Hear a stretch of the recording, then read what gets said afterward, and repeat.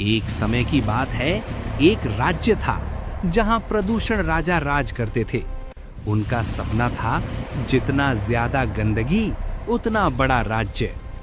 एक दिन राजा अपने सिंहासन पर बैठे-बैठे चिल्लाए, अरे ओ सेनापति, कहां मर गए?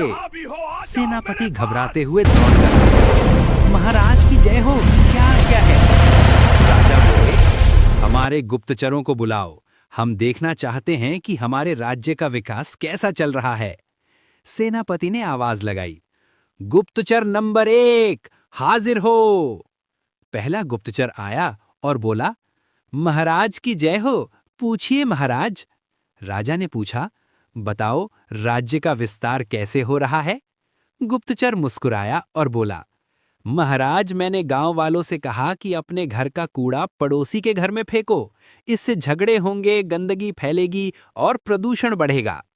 राजा बहुत खुश हुए। शाबाश, हमारा राज्य जरूर बढ़ेगा। कुछ देर बाद राजा फिर बोले, दूसरे गुप्तचर को बुलाओ। दूसरा गुप्तचर आया और बोला, महाराज, मैंने लोगों से कहा कि शौचालय का उपयोग ना करें, खुले में जाएं, इससे बैक्टीरिया, वायरस फैलेंगे और प्रदूषण बढ़ेगा।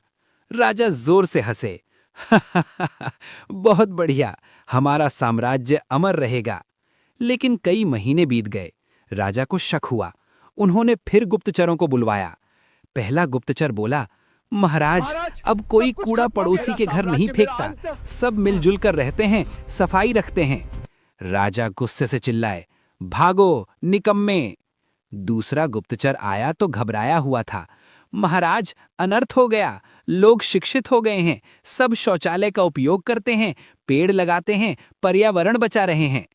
फिर वो बोला, महाराज, अब यहाँ प्रदूषण का कोई भविष्य नहीं, मैं तो राज्य छोड़कर भाग रहा हूं, आप भी चलिए। राजा चुप हो गए। उन्हें समझ आ गया कि जहां जागरूकता है वहां प्रदूषण टिक नहीं सकता। और उसी दिन प्रदूषण राजा का राज्य समाप्त हो गया।